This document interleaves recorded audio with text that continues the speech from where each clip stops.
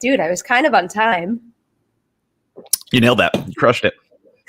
I think I literally looked like a monster a couple of minutes ago. I think I showered and got ready for this in 20 minutes. I have been putting together furniture for a week now, and that was like assembling it. And I think at this point we put together, I think Amelia and I put together like 7 pieces of furniture. So like my life has just been screenings, putting furniture together, writing, and I never want to see furniture again, but I have to because it's important. Yeah. I feel for you. I feel for you because I was moving back to a fully furnished apartment and it was still like nearly impossible. Like there was so much cleaning and things that needed fixing and moving around, and I had to completely change this whole set. Like you guys can't see the full thing right now, but like it's very different. Like we built a whole new table and chair and everything.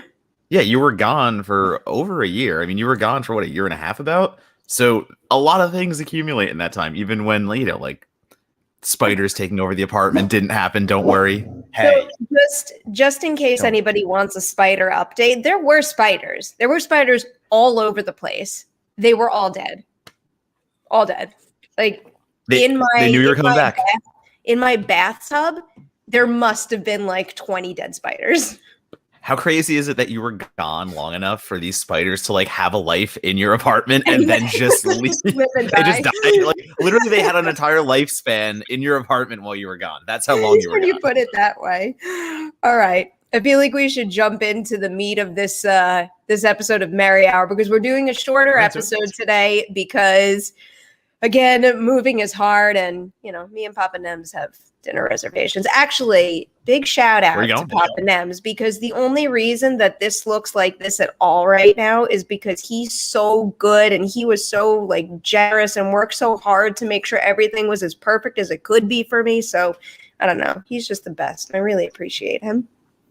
Shout out. Heck yeah. Yeah. Where are you going for what's dinner? What you getting steaks? You getting steakies? We did that already. We went to Mastro's the other night because that's our tradition whenever he's visiting in LA is we go to Mastro's, and I got my filet mignon and I did not leave like a stitch. That place is the best steak I've ever had in my entire life. It's no contest. I need to go there. I also need to try Le Petit Trois. It's over by me, but it's supposed to have a really good steak too. And it's the guys who do like John and Vinny's and some other restaurants. Yeah. So like I am very into trying that out. So I haven't had my steak yet. I haven't had my post-pandemic steak at this point. You let me know when, and I am in for either place. Heck yeah. But let's jump into it. What are we doing? So here's the game plan for today, guys. So first we're going to do a non-spoiler review of Escape Room 2. Then we're going to launch into spoilers and we'll warn you if you should leave. Then after that, we're going full-blown spoilers for the entire Fear Street trilogy. So that is the agenda.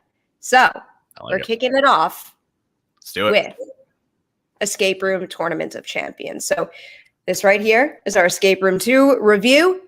For anyone who does not know what this movie is about, basically at the end of the last movie, Zoe and Ben make it out, and Zoe is hell-bent on finding Minos and taking them down. And in the process, they wind up walking into a whole nother string of escape rooms. And it turns out that this batch of contestants are all Minos escape room survivors. So they got to go through a new string of rooms and try to live through them again.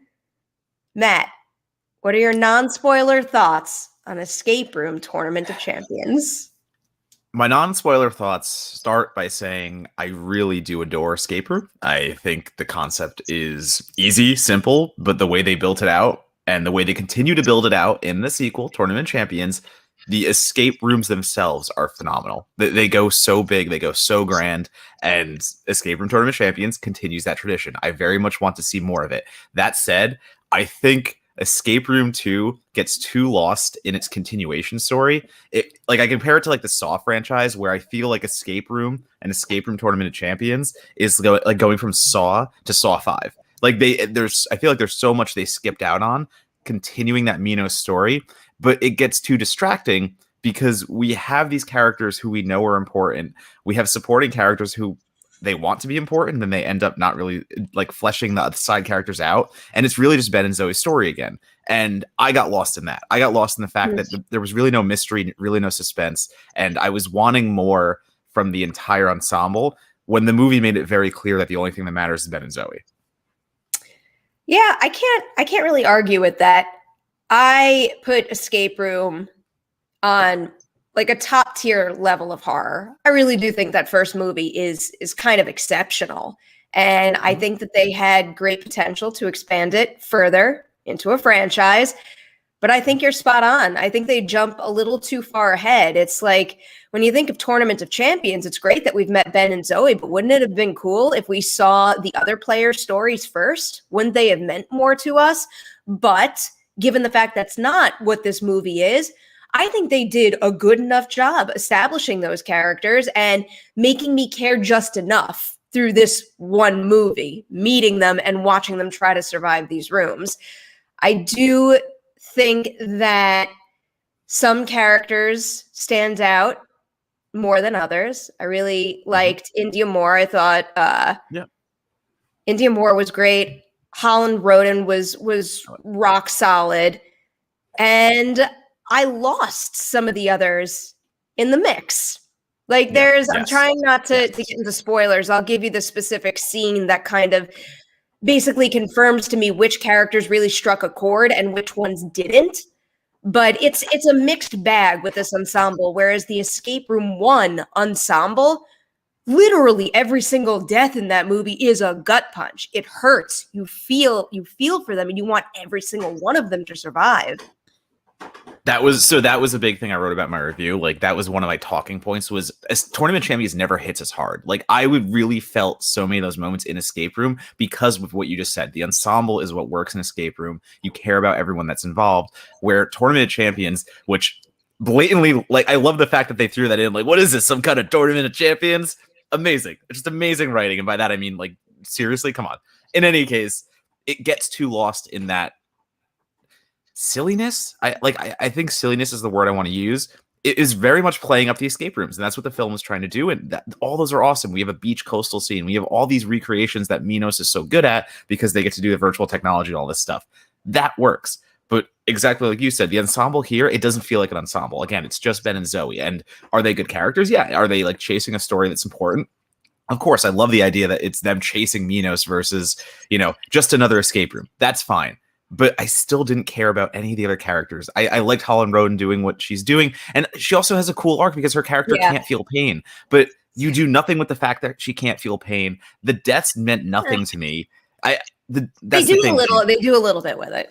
The tiniest bit. The deaths mean nothing. And you brought up a good point. Like, I would have loved to have seen more from these characters first, somewhere else, and then have it be this Tournament of Champions. They don't even do like any flashbacks to the other games. You do all these things where, you got Hot Priest and it's like, oh, is Faith going to keep them alive? That's a really fun idea for a game.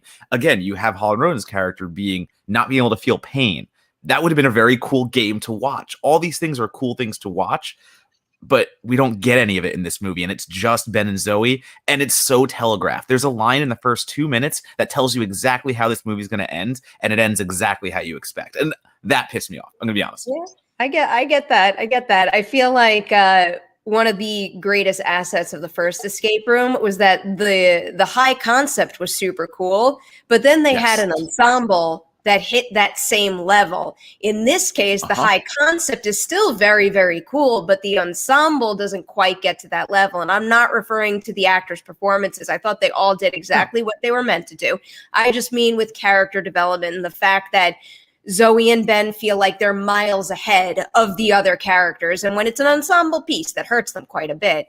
But as far as the rooms themselves, I thought that they were all rock solid again. So cool.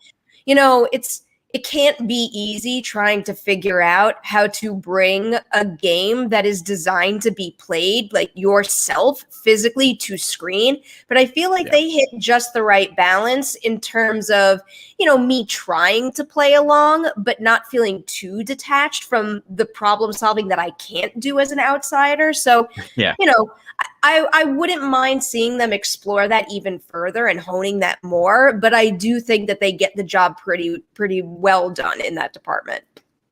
That's the high concept works. And that's why I said I would watch another one gladly. I want to see more from this world.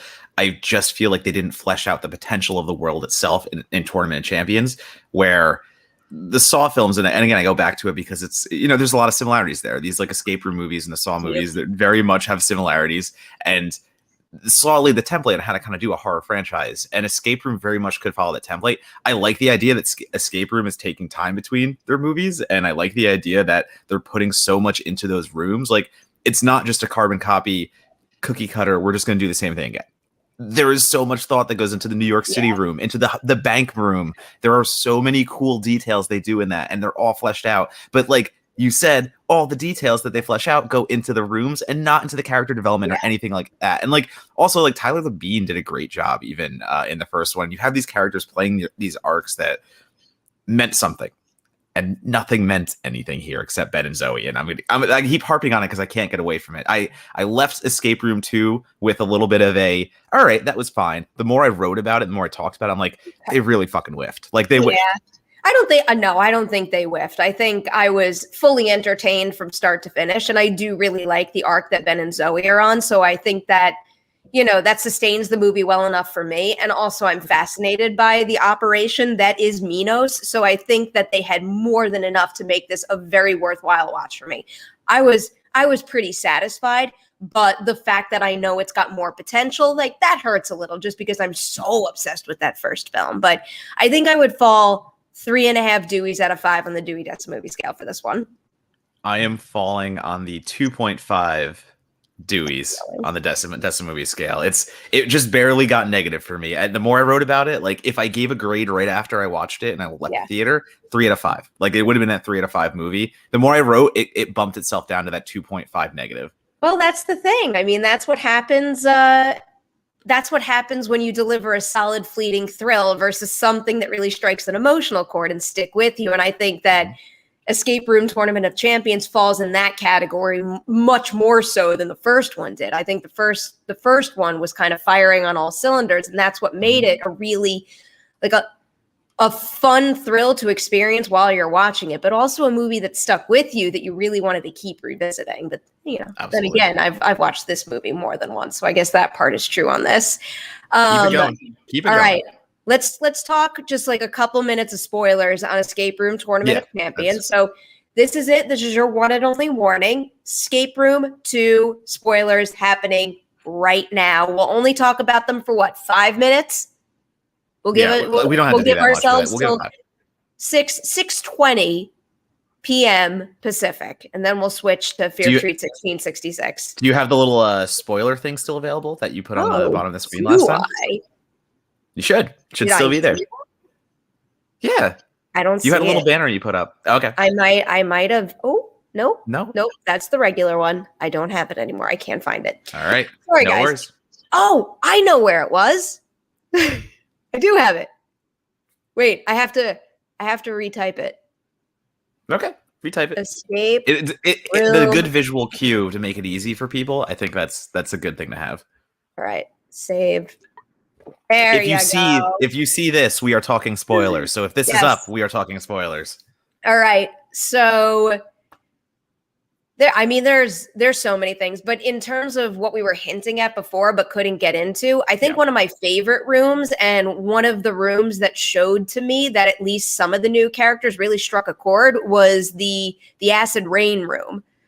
Because when the two of them basically hug each other and die, I was very sad. And I think that set piece in particular, like it feels like that one lasted a much shorter period of time than the other escape rooms. And I feel like that rip-roaring pace and then having it culminate in this heartbreaking moment all served it very, very well. And I felt for them when that happened. So I'm actually the complete opposite of you. I'm glad you brought this up because I see it in the complete other way. I thought the New York room was kind of a cop-out. I thought it was a cop-out the way they got rid of those two characters. And it was just to further Zoe's story. Again, this is my big thing I was complaining about.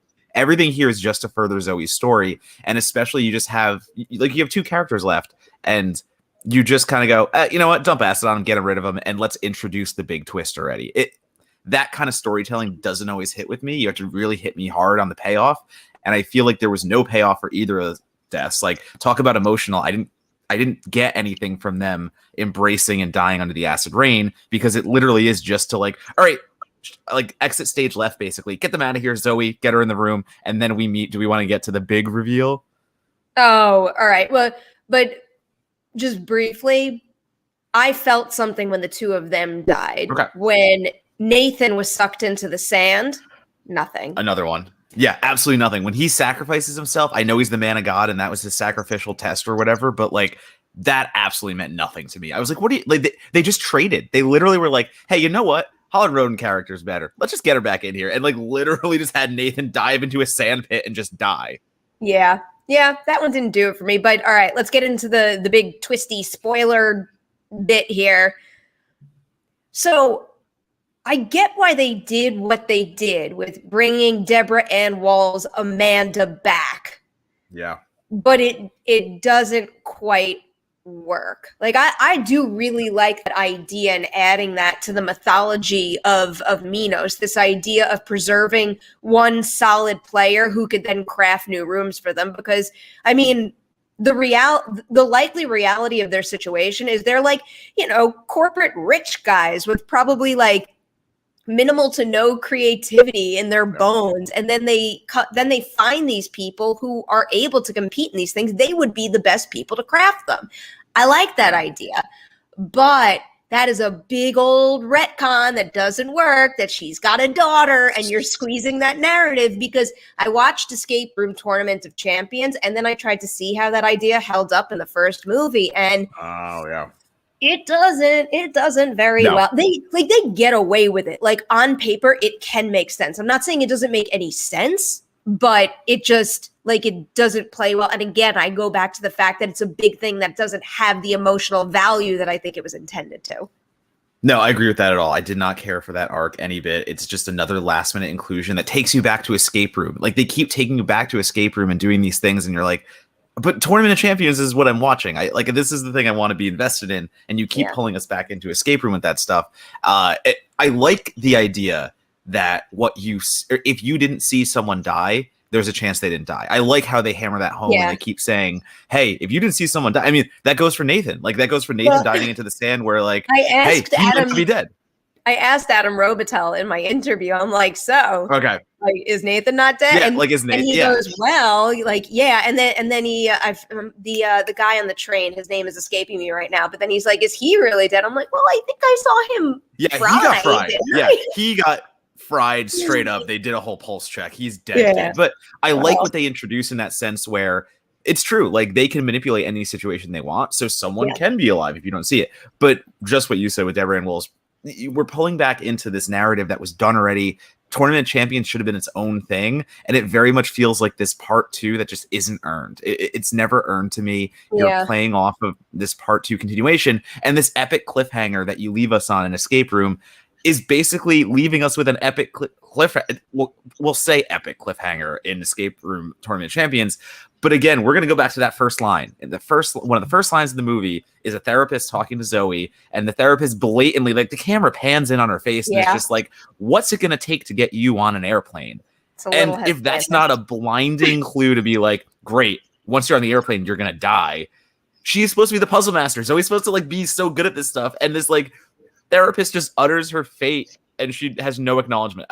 That didn't work for me. Being on the plane at the end didn't work for me. Absolutely not. I never felt any suspense in this. I still will maintain that I very much enjoyed this movie. I would watch it again, but these are all very, very fair criticisms that are definitely apparent. And this is what we're doing. Like, this is why we have a conversation about this stuff and what criticism is, because my take on it is my take, and I react to it very differently. And it's like your take is very much, listen, I had fun with it. Screw it. So it's good to know that like those two things are out there for the people. It's true. It's true. All right. Next up here, Fear Street, 1666. Spoilers. I mean, I already ran a non-spoiler review. Everyone knows that I'm obsessed with it. I think that this was an excellent way to bring it all together. I don't Oh, think the Simon's here. movie. Oh, hi, Sorry. hi. I don't think the movie as a whole plays well as a standalone film or as well as the other two installments. But like I said in my Yeah. non-spoiler review, that's not really a criticism because the job of this movie was to bring it all together, and I think they did so very well. And even though I say that the 1666 portion of this whole feature, the part 3, that is a pretty full story to me. So they do have something with a beginning, middle, and end. But I just had to establish that differentiation there. But I can't believe how good this trilogy is, Matt. I am obsessed with it. I can't stop watching it. The trilogy is pretty damn good. I was gonna say fantastic. I don't think it is because 78 drags me down a little bit. But I listen. My ranking outright. 78? How many times? Watch it again, Henry. I've watched all these movies one time, like a normal human. I'm sorry I haven't watched them like 20 times, like you each. Stop that. In any case, good. I like them all. I don't dislike any of them. I want to say that outright. But for me, it's 94, 66, 78. That is my ranking straight up. I think 66, like you said, it hammers home the fact that this is a complete trilogy. It sticks the landing really, really hard. And it's able to do the 66 witch story in its containment and tell a full story of Sarah Fierce. You have the mythology, you have everything going on here, but then it ties right back into modern culture because this is very much a social issue. This is very much finding out the Sunnyvale and Shadyside curse, how that all started, and that ties right back into like misogyny and all these other things. So they do a very good job tying all that stuff together, but spanning decades and doing it in a way that pays homage to all these different types of horror. So as a whole, Fear Street was like firing on all cylinders. I think 66 is still good. It's good as a standalone, but it doesn't really mean as much. That's the problem. I agree with you. But these aren't meant to be a standalone. These are part 1, 2, and 3. So to me, it's a really solid conclusion. It is the wrap up that I didn't think they could actually do. I pull back on it not meaning as much. Like I do think that, let's say, the Dina-led fight in 94, the Cindy Ziggy-led fight in 78, and now the Sarah Fier-led fight in 1666 is hugely emotional, satisfying, powerful. Like I don't think anything about 1666 pales in comparison to the other two, except what I already brought up. The fact that one single feature film doesn't play as well standalone as those other two do. But again, not a criticism. It's a trilogy. Yeah, and I mean, exactly. You're not watching 66, just 66. Like, you're watching all 3 of those. These are very much movies that you're not going to kind of take apart and be like, I only want to watch the 78 one because that's my kind of horror. But that's Fear Street. But I didn't mean the emotional impact is lost by being standalone. Like, I just meant the sense of like, what is happening? Why are who is Sarah Fierce? Why are we going back to this? That's the only thing I meant about like the standalone aspect. I loved all of that. It's great. I loved Ashley Zuckerman's performance in this because, you know, he didn't get the opportunity to take very many big swings just yet. And wow, does he as Solemn. I mean, when you look at that arc that he goes on, basically going from being the good guy who Sarah confides in, and I believed in nice guy. I wanted him to like be the shoulder that she could lean on and to help keep her safe through all this, and then just like snap, and he goes in that direction so hard and so well. I can't believe that he managed that transformation from that guy to this guy. And then the second you introduce that and the good family lineage, like this is part of the reason why I am so obsessed with this trilogy is the mythology is genius. And even though these 3 films gave me a very, very satisfying story overall, I could sit there and look at every little crack and crevice of the good family lineage. And I mean, every little detail, like how they pick what name to write on the wall, what happened in between the goods that we met.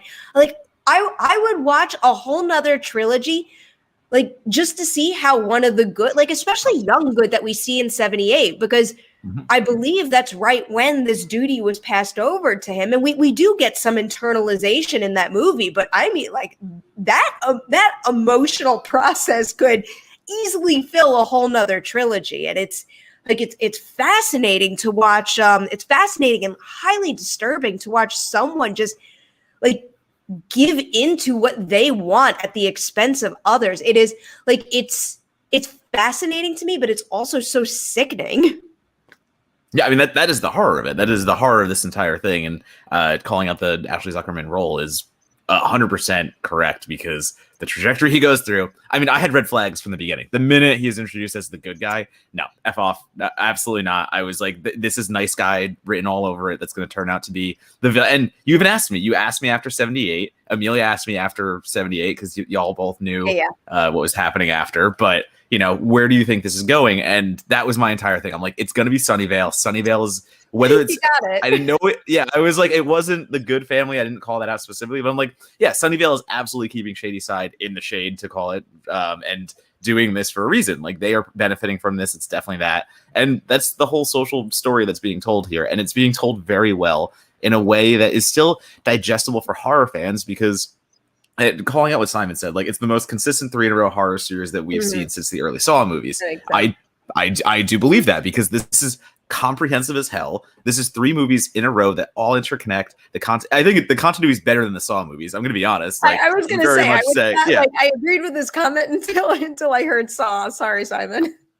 I do think, listen, for as messy as the Saw franchise gets, rewatching it, it's a little better than I think it gets credit for in the early films. It does get just incomprehensible as it gets to Jigsaw in the later films. Don't get me wrong. But there is the through line in Fear Street is constant, and it is the story being told with Dina, is a story being told of Shadyside being oppressed, and that shines through in every decade. And that's the impressive part. The impressive part is that we get three movies in 3 weeks that span 3 different decades of horror, paying homage to all of them. But the greatest thing that 66 does is leave the 1600s and finish in the 90s, because that is where they made that. Like, that is where they do their best work. They do their best work in the 90s. That is the best content. For me, in my opinion. I know that you see it differently, but going back to the 90s at the end, that was the clincher that like Fear Street needed, and it was perfect. Like, that is the perfect way to end that. I'm not going to say you're wrong, but I don't want to say that at the expense of the 1666 set material, because I really do think that everything about that story, good. Production design, and performance is just like exceptional. The other thing I found myself really loving was the idea of the movies focusing on history repeating themselves and using the dynamic of what it means to be a Shady-Sider to explore that and to explore how to break out of that. Because, at the beginning in the first 2 movies, it was pretty much, it was people who were like doom and gloom and just like we're Shady-Siders, we're screwed. That like it is what it is. And then there were people with hope that, wanted to break out. And I think you needed those hopeful people to push some of the others in a good direction. And, you can go through and see so many Shady-Siders positively influencing other ones who wind up being major assets in breaking the curse. Like, look at where Dina starts off at the very beginning. And then with her friends by her side, she is the fight to power through the whole thing.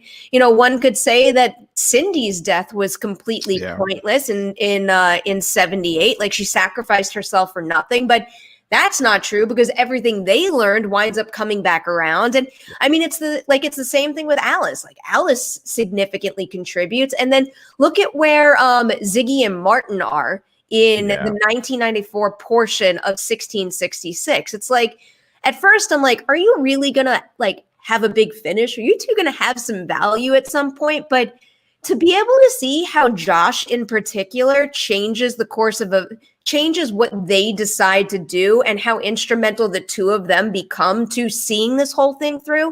Like, that's what this is all about. It's about stopping history from repeating itself by all coming together to fight for the good. Yeah. That is the biggest thing, and it leaves you on that emotional high at the end, where you have just seen some very dark content. I mean, that is the thing that these movies uphold, that like, this is R.L. Stine's more mature material, and this is very much more mature content from the world of R.L. Stine. And I still think that my comment from 94 is correct in that the films always stay indebted to R.L. Stein's imagination and what he's telling in those stories. And it never becomes the gimmick of, oh, the 90s is just about Scream, and the 78 is just about Friday the 13th. Yeah. It's always telling the original story. It's always telling this important story, and like that ending note, you feel something. You feel something like meaningful when that happens, and it's just the score. I'm like looking at comments. I'm just scrolling through the comments, and Matt pointed out, love the music in 94. The music throughout is phenomenal. I think that sounds so Scream for a reason. Right, exactly. But it gets even better in 78 for me. Yeah. I think 78 is my favorite because it sounds exactly like any of the other Harry Manfredi and all these other people who did the scores for the Friday the 13th movies. And it's just down to the tiniest little details, but they are so meticulous, and it gives it that extra oomph of, it feels like you're watching one of those movies, but at the same time, it's not, because this is always Fear Street, and Fear Street is always forward. And we had that whole conversation last time, and 66 to me feels the most separated from any of its influences and the most quote unquote original, I guess I would say, when they're all very original. I'm not saying any of them lack, but yeah. I think 66 does the best with really telling its own story and not getting lost in some of the, I think 78 gets lost in the Friday the 13th stuff a little bit sometimes, and it's doing a little bit of the homage a little hard, but 66 to me is, it has the right balance. I know you don't agree with me. I know you love 78. I don't think any of them homage too hard. I think they all have their own identity while respecting what came before and using it to bolster their originality. But, 78 gets stronger and stronger the more I watch it. And, even though I think 94 is still my favorite, just because my heart is in the 90s slasher realm, I love every single one of them. And I see what everyone's doing on Twitter, tweeting their rankings, and I'm hesitant to do it because I feel like it's more of a, like, I love them all so much. And I just, like, I think it's almost like a mood-based thing, like whichever one I'm in the mood to watch, but all of them would be hugely satisfying.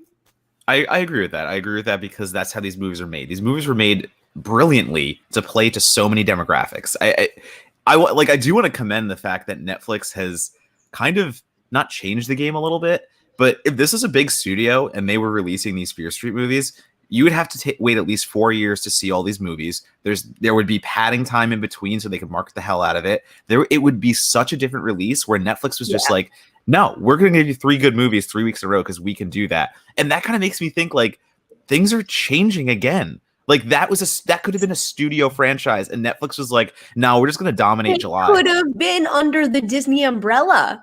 Like it got caught up in the merger. I am so grateful they were able to do the R rating because I think they use it so well in this. But I do hope that whether it's releasing a full trilogy on a streaming service like this, or even just encouraging more studios out there to find creators like Lee Janiak, someone who can be at the helm of 3 features, direct them all back to back, see through a complete vision like that. This is a really special thing we got right here. And like, I see everybody out there responding big time to it. So like, I know everyone's appreciating it. And I meant what I said in my review. These 3 films are going to be in my top 10 of the year. And I'm so freaking grateful for having them at all. They really just like brightened the last 3 weeks for me, like more than I ever could have imagined. I pulled the trigger on the vinyl. The minute they announced the vinyl compilation of all 3 of them, I pulled the trigger immediately. I'm getting those. Is it sold out? I don't know if it's sold out. It's on Waxwork Records. You can go check it out. Look what you got a vinyl player? Did you get a vinyl player? Yeah. Look at you. I like it. You're getting it. You're getting into here, dude. I like it a lot. My collection has been. I just got Josie and the Pussycats in. That was my latest edition. So I have the Josie and the Pussycats original music. I've got Rogue One in there right now. Nice. Yeah, my vinyl collection is a lot of soundtracks. But last thing about, or maybe not last thing, but I'm curious to hear your I answer think it on has this. to be the last thing because Papa Nems is going to be mad if we miss our dinner reservation. I would be mad too. Who's your favorite of the Killers? I've been stressing about this. I think I have to. I know that a lot of people are shouting out Ruby Lane, and I would love a movie about her story, but I think I have to go with the Camp Nightwing Killer just because I thought McCabe's Sly was so good. Like the fact that like the fact that he wasn't meant to be with Cindy, but I still felt emotional over their connection breaking apart, and then seeing him go from like that sweet boyfriend to watching him slip away to the curse, and then becoming this slasher that is Jason-esque, and the way he carries himself in that role. And then also what winds up amplifying how enthusiastic I am about the Camp Nightwing killer is how good McCabe Sly is in 1666. So I think I've started to lean towards him.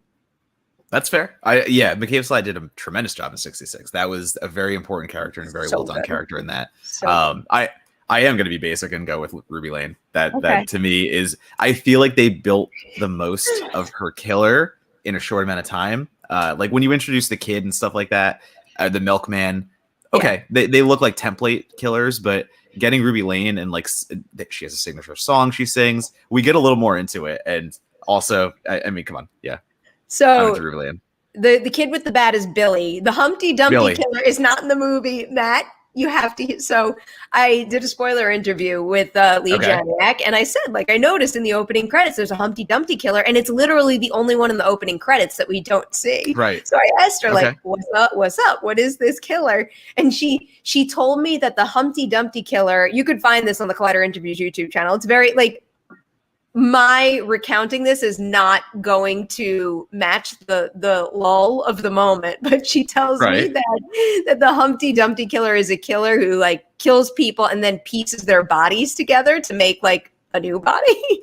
And as she said that, I almost went into a laughing fit, because do you know what I had thought the Humpty Dumpty killer might have been? That it was legit just a killer that ran around and pushed people off ledges. Yep. But totally normal. Both my idea and her idea are Humpty Dumpty. Like you were right. You are correct. That is technically the Humpty Dumpty killer, if we're going by like fables and old nursery rhymes. But like a killer that has to meticulously wait for people to be sitting on ledges just to push them off of them, and like they have to be high enough ledges. Like he can't even just like stalk little ledges. He has to like be able to find people on the side of like buildings or some shit. I got such a kick out of that. All right, let's wind this down. But before we say goodbye, we gotta hit Caleb with the super chat here. Of course we do. Man, I have been so out of the loop. I got no idea what's going on in football land. We are very close to training camp. So training camp is happening, I think, in like a week or two. So we're gonna be back in it soon, and we'll know players are gonna start getting spotlighted who we didn't hear about yet. Injuries are gonna happen again. Like things are gonna start happening very quickly. Aaron Rodgers is still saying he wants out of Green Bay, and he says that's gonna be a thing that he figures out. He's reporting to training camp rather soon, but he says he wants to figure everything out before then, or he might not report. So that's gonna be interesting. But other than that, we're in the waiting game. Once training camp starts, then we'll have more to talk about. I'll just say, as I say every week, fucking Texans, man, we're screwed. I know. Thank you for that update, Matt. I needed it. All right. You're welcome. Shall we leave, everyone? I think so. You got big things to do. I got to finish building a media center. So my final piece of furniture will be done. So we'll make up for this shorter episode next week, because absolutely we're going to be in the same space, in the same room. It's going to be dangerous. I'm curious to see how this is going to go. It's going to be a fun next couple of weeks, guys. We're going to have a good old time here. We're going to be experimenting a lot. And thank you for dealing with our moving exhaustion on these last few live streams. So seriously, I appreciate the patience and the fact that you guys stick with the show. And also just like a big shout out to my Slack community, because like I vanished the last 5. I really underestimated how difficult this move was going to be. But I'm resurfacing. My goal is to like be a fully functioning human Monday morning again. I like it. I only need you on Friday, so you can take your time on Friday then. All right. Take all the time you need. All right, guys.